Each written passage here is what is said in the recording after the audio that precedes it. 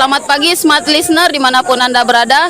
Saya Dian Mega Safitri. Saat ini saya berada di Rumah Jabatan Gubernur Sulawesi Selatan dalam rangka upacara Hari Ulang Tahun Kemerdekaan Republik Indonesia yang ke-78. Dan di samping saya Smart Listener sudah ada salah seorang dari pasukan pengibar bendera pusaka. Kita sama-sama kan kenalan dengan beliau ya. Halo, selamat pagi, dengan siapa? Andi Rania Valisha. Biasa dipanggil Rania. Rania. Ya, bisa diceritakan mungkin pengalamannya tadi menjadi pasukan pengibar bendera. Pengalamannya mungkin di awal mungkin rada deg-degan, semuanya shock begitu kayak untuk pertama kali dan kita semua di sini mungkin lagi kurang fit karena ada batuk-batuk dan flu dan lain-lain. Kita itu harus menahan dan itu mungkin dramanya karena ya susah ditahan. Iya. Dan Terus berapa lama latihannya?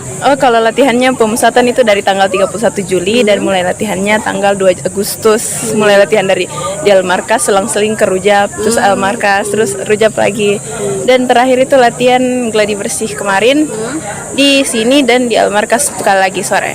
Ya. Smart Listener mau tahu nih apa yang bisa dapatkan pengalaman dari menjadi seorang paskibraka? Pengalaman yang saya bisa dapatkan itu mungkin pertemanan kita jauh lebih solid dan lebih disiplin, lebih gercep begitu. Banyak teman, kurang lebih. Itu dari SMA mana? Kalau Dari SMA Negeri 2 Makassar. SMA 2. Jadi teman-teman yang ada di sini semua dari berbagai sekolah ya? Dari berbagai kabupaten, 24 kabupaten kota dari Sulawesi Selatan. Apa tantangan yang dapatkan selama latihan mungkin?